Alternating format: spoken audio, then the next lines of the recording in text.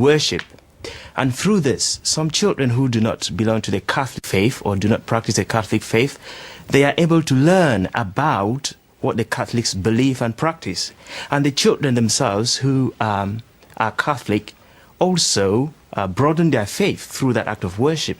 And Andrew Copson, is it such a big deal? Yes, I think it is. I think it's a big deal for two reasons. Now, you say that many schools don't comply with the law, and that's true of secondary schools. Most of them don't.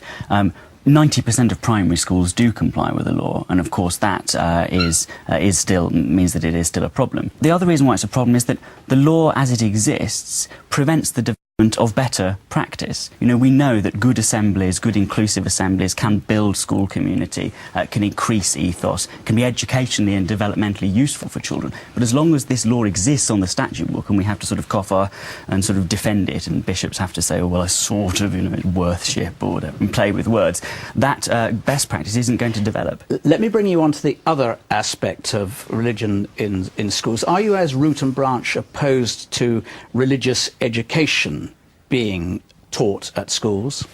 Well, religious education, unlike worship, has come on a lot conceptually in the last 60-odd years since the Education Act. So are you happy with it as it stands? No, I'm not happy with it as it stands. What's wrong? I think, well, there are various...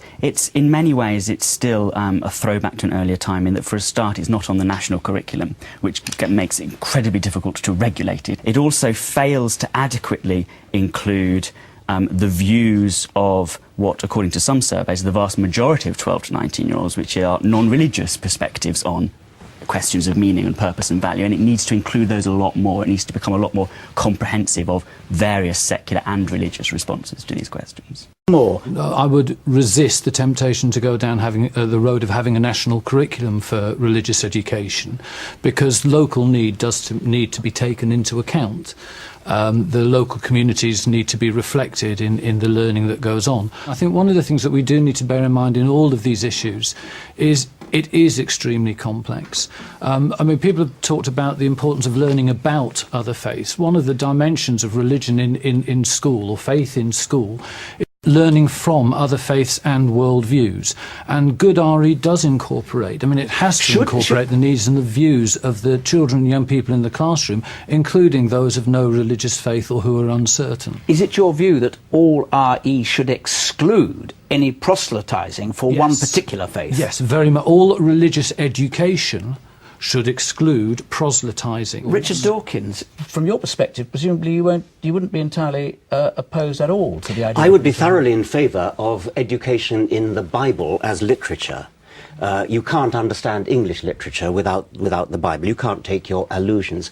And that's an aspect of what the bishop was saying. Is absolutely right. This is a Christian country. Historically, it's a Christian country. You can't understand English history or English literature without a knowledge of the Bible. And by the way, I think I should say that the act of collective worship, I don't approve of it, but nevertheless, the Christian religion, especially I think the Anglican religion, is benign by comparison. If a child at the end of its school career wants to give up religion, the church will quite happily say, okay, go your own way.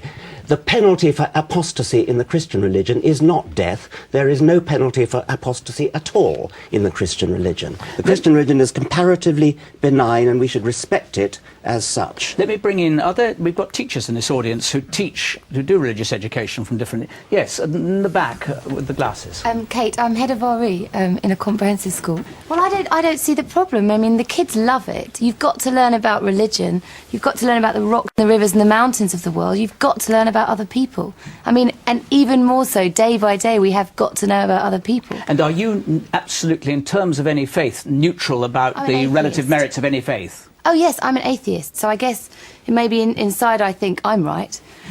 But I mean, my school's very... So you are not normative, though, in the application of your intellect to the class. I don't know. I probably shouldn't say that because I probably am a little. But we're not apologetic. We're not confessional. I mean, the heart of RE is faith, kind of, and there is a problem there because we only do really learn about. And so, you know, this faith thing, that comes back to the problem of collective worship and the problem of faith schools. Una, just quick thought on this. Should all religious education in schools be entirely free of the individual preference of the school or the individual belief system that the school has adopted? I think if you're a school with a religious character, an intrinsic part of that religious character is actually teaching that faith. But I think the word that you've got to keep in mind all the time is education. And education, by very definition, gives people an opportunity to reflect, discuss, share their thoughts and struggles. It doesn't mean in good religious education that there is any space for saying you can't have a view and you can't share it. And in Catholic schools, that's what I expect going on, and I expect that they're learning about other faiths as well. Are they all getting down the road that you'd like them to get down, having heard this discussion, Andrew Copson? I think religious education has come on quite a lot in the past in our community schools, and I think it'll probably develop a lot in the future. I think it is a problem to try and apply those same... I think what we need to do is try and apply those same principles of good religious education to faith schools within the state system as well, though. Thank you very much. Do you think there ought to be trained people doing it? On my visits to school, Yes. I find far too many people untrained conducting religious education, and that is very, very dangerous. A great lack of We will trained teachers. pause there after the break. Does a belief in God offer the best framework for teaching moral values to our school children, or does religious conviction too easily come into direct conflict with a free and open society? That's in a moment.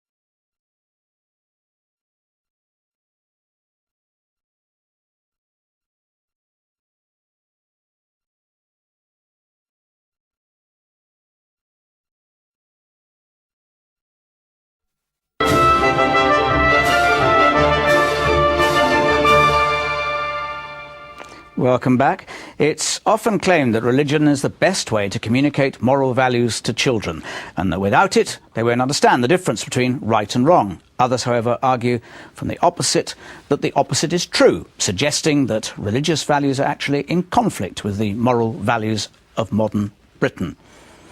Bishop Peter, it would be arrogant, wouldn't it, to suppose that somehow a belief in God gives you unique access or special access to the principles of right and wrong in a secular society?